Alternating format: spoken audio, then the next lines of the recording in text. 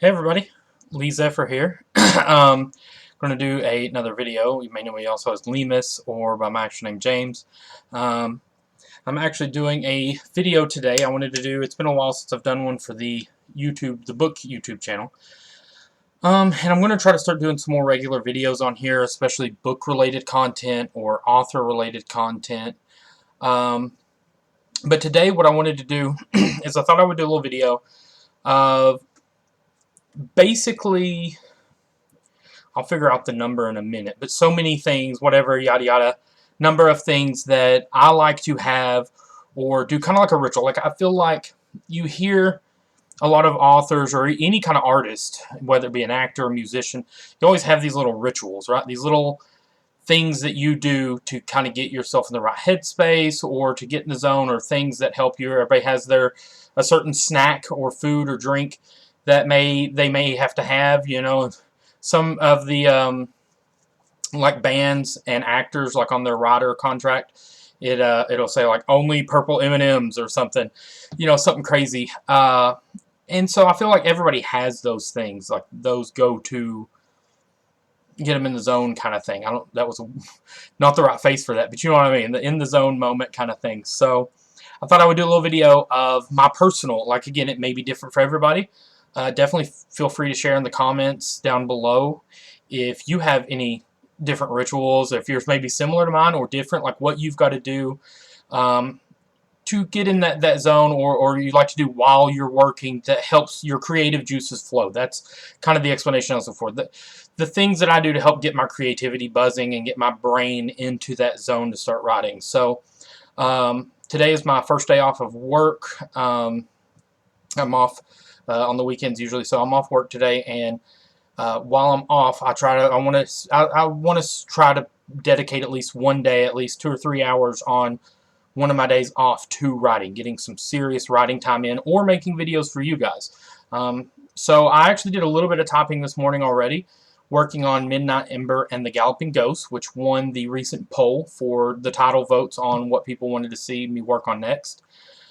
So we're doing good things on there. I might read some stuff to you guys here soon. I might do a little preview. I've got a lot of ideas for this channel actually, but today's video we're going to be, I'm going to show you guys, I've got 4 or 5 things. I guess I could say 5, 6 things, excuse me, that I like to have or that I use right now to get into that creative zone and help my creativity when I'm planning on doing a lot of writing, especially a streak like 2 or 3 hours. So, number 1, it's not healthy. Not all of these things are healthy, but number 1, and probably my biggest thing is, and it's weird, it doesn't make sense, but go with me here, is dark soda. So right now with me, I've got some root beer, some generic brand root beer, but normally it can be interchanged for Dr. Pepper, Coke, Pepsi. It's just something about dark sodas. Like, I don't know if it's the sugariness, the carbonation, the flavor, the syrup and stuff in it, but usually like a good Dr. Pepper or a good root beer is like my go-to. I don't know why. Like, I know that's a weird. I don't drink a whole lot of pop. I've actually been trying to cut back on a lot of pop, especially caffeine pop. Trying to cut back on a lot of that stuff because I know it's not good for me. But the good thing is, root beer is caffeine free. That's the good thing. Now, I know it's still, any kind of soda is not great, but it's, for some reason, like the dark, sugary sodas really is one of my go-tos. Like, it's just my favorite thing. I like having a can or a glass sitting here next to me that I can reach and sip on while I'm working.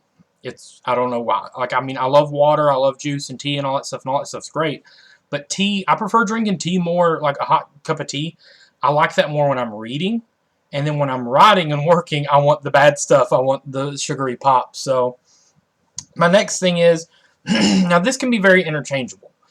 Normally, I've got to have some kind of snack, some kind of creative snack, whether it's sweets or salty. I love chips.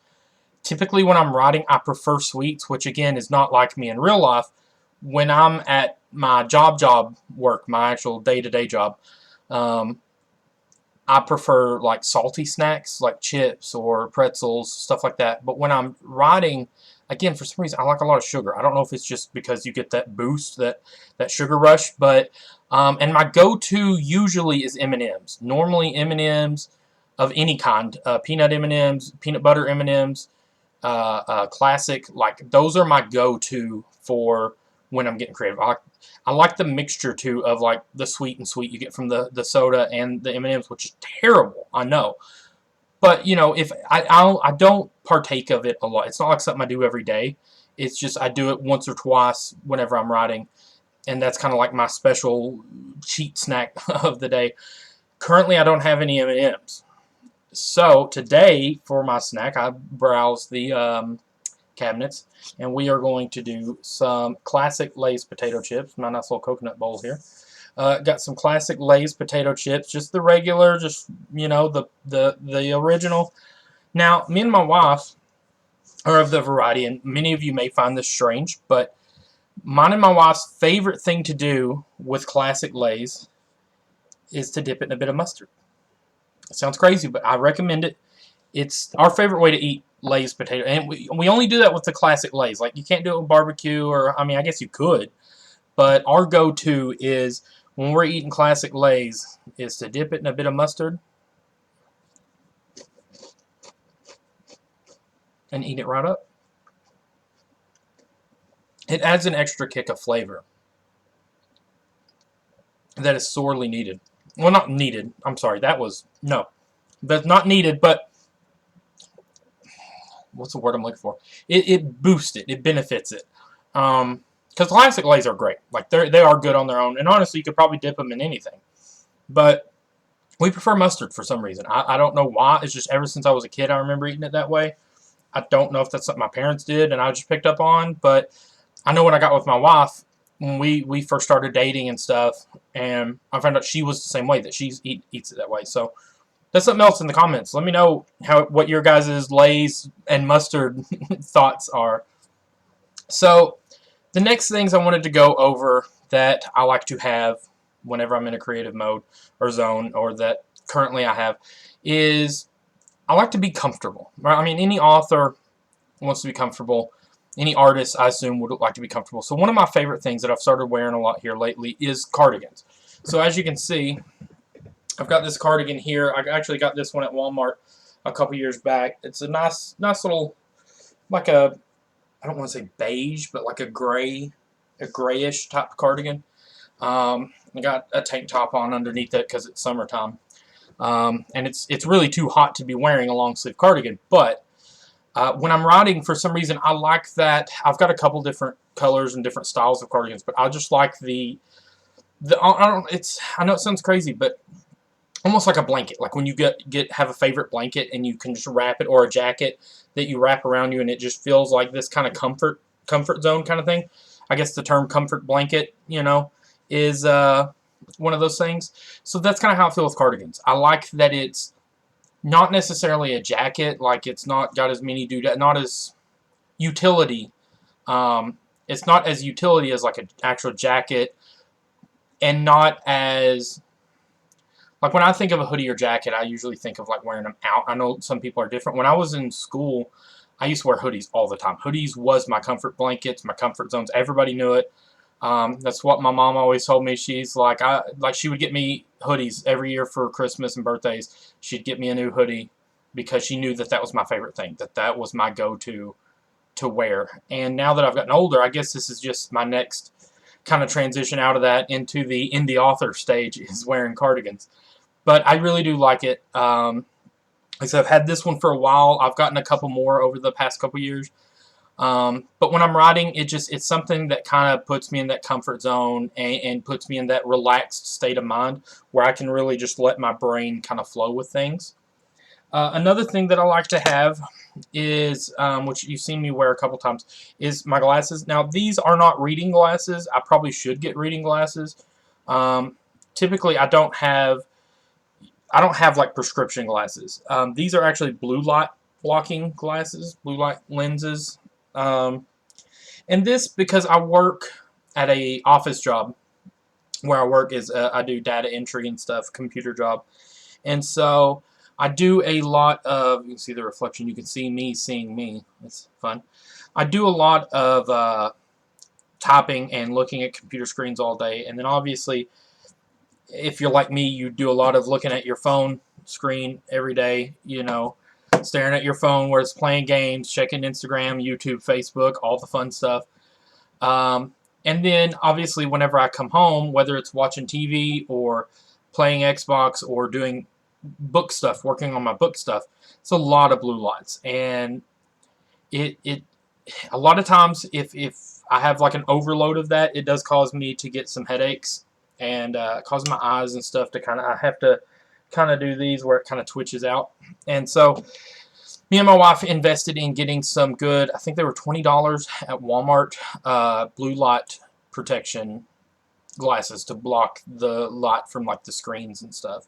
And it has helped. It's helped a lot, and especially when I'm writing because it's a white backdrop there. I use Google Docs to do most of my book typing and stuff, so it's a big white glaring screen, so I use those.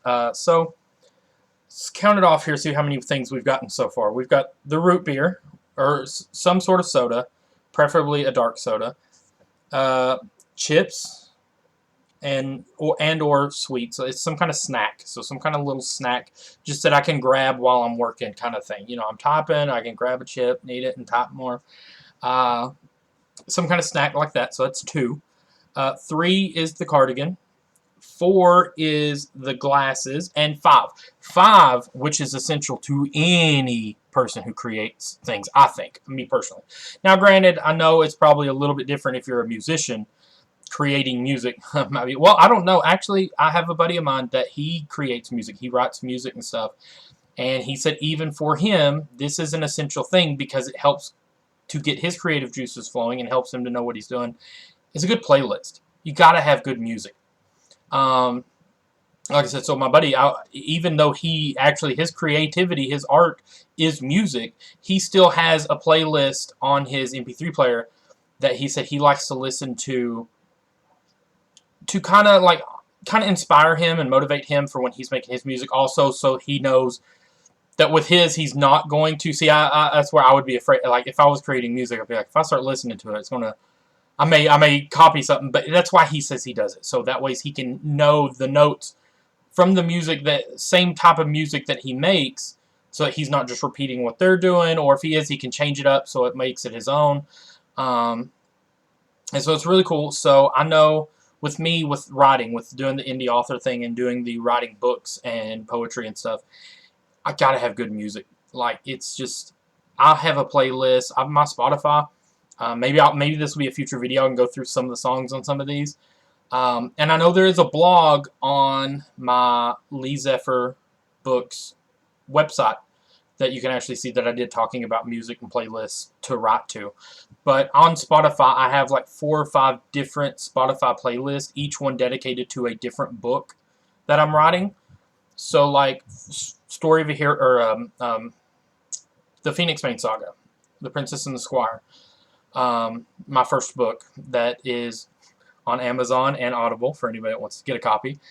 Shameless plug, I know, but you're here, so you had to have been interested somewhat. But so the first book, I've got a playlist for it on Spotify. As you know, it's a fantasy adventure novel, so I've got a lot of like fantasy type music or big high realm Middle Earthy type music. Listen to a lot of like Lord of the Rings stuff, or Styx Castle Walls is one of the big ones I like to listen to. Just anything that puts you in a good Middle Earthy fantasy adventure, knights and kings. Another good band that I like listening to that I liked listening to when I was working on The Prince and Squire is a band called The Aviators. And they have a song called Traveler Song specifically, which is it's very D&D kind of style based themed, but it worked for the fantasy novel for Princess and Squire, and I really liked listening to it. So stuff like that, like anything. And then now with Midnight Ember and the Galloping Ghost, it is a superhero book, but it also has a bit of a noir detective buddy cop type vibe to it.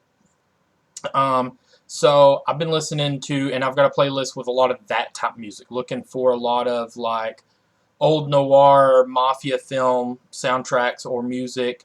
Um, this like kind of like detective solving, Sherlock Holmesy type stuff, Poirot, all the fun stuff there. So music is key. I think it does help, it relaxes you for starters. It helps me to relax, and for me to be creative and get in a mindset to just let the words and the story flow out on the page and let the scenes play out, that I can type them out.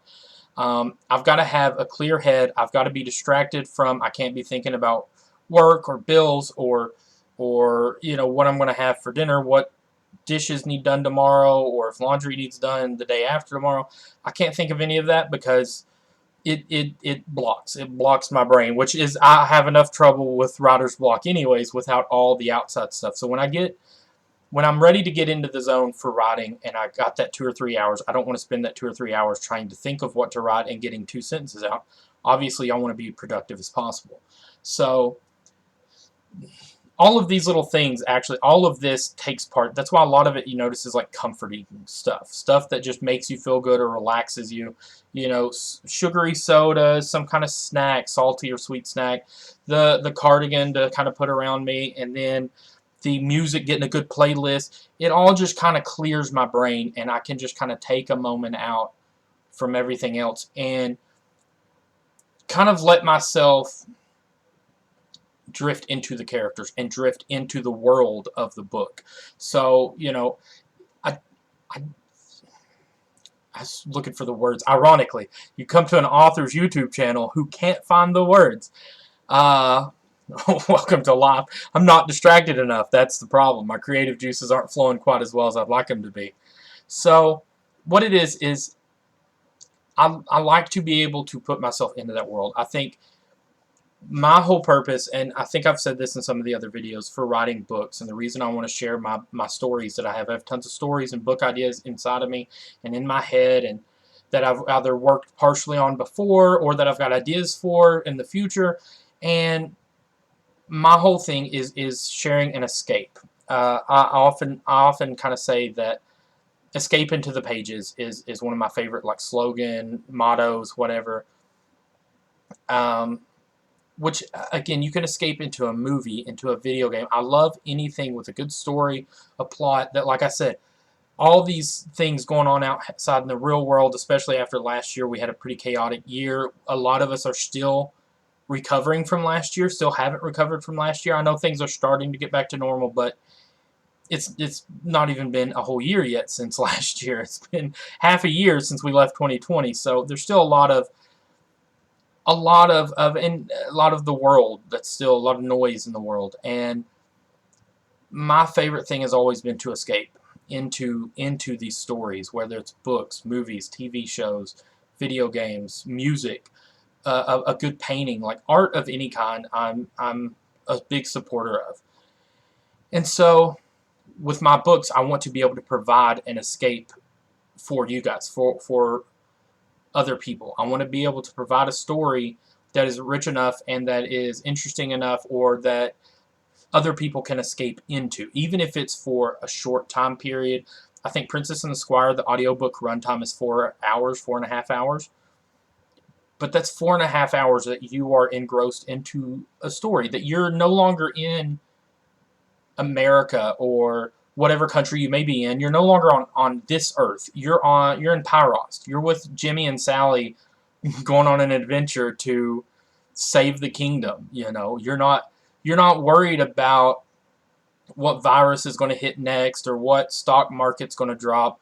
You're just worried about what's going to happen to these characters. Is the Squire going to become a knight? Is Sally ever going to see her dreams come to fruition? Is she going to have to marry into an arranged marriage to unite two kingdoms, even though she doesn't have the same kind of feelings for the prince that she's supposed to wed? I mean, those are the things you're worried about.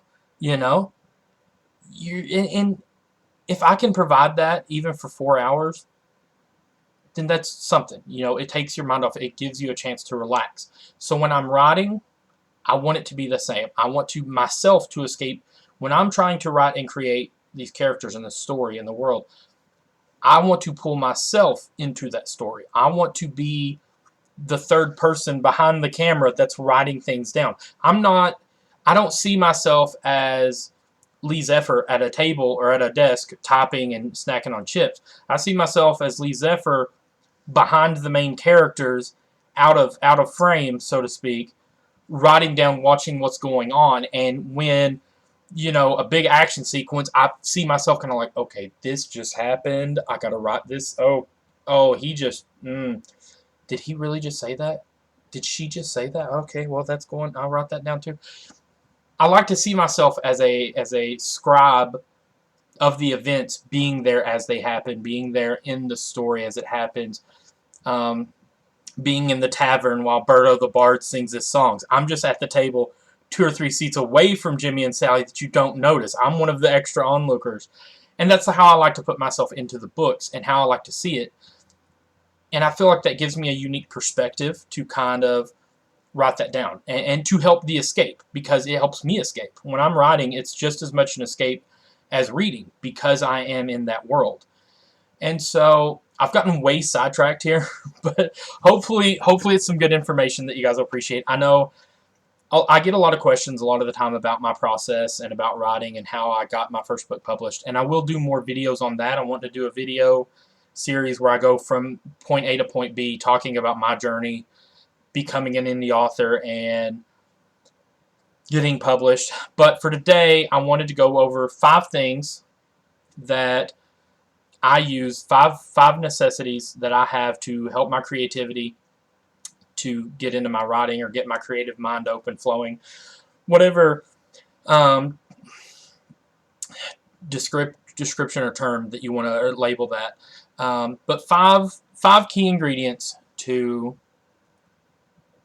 that Lee Zephyr uses for getting into the creative zone, so to speak. If that sounds like a better kind of title way of putting it. 5 things Lee Zephyr uses to get into the creative zone. And so yeah, I think that'll do it for today's video. I just wanted to go through that. So let me know in the comments down below when you guys are creating, whether it's music, art, if you're like game developers, an actor, a writer like myself, if you're like a streamer, if you write poetry, write music, any kind of creativity or creative space, or even if you don't, maybe you don't have like a specific art or indie art creative space that you go to, but maybe just what helps you relax, what helps you to escape into a relaxing place that helps you forget everything. Let me know what kind of drinks or snacks or clothes or music that you guys like, to get to that creative space or relaxing space that you prefer, because I'm definitely interested. I love hearing about other people's takes on things or other people's what helps them, and who knows, something that you do to get into creative space, maybe I'll try and it may help me. Or if you guys want to try any of these, try some dark sodas before, or some chips and mustard, or try wearing more cardigans, and maybe that'll help you guys out. I don't know.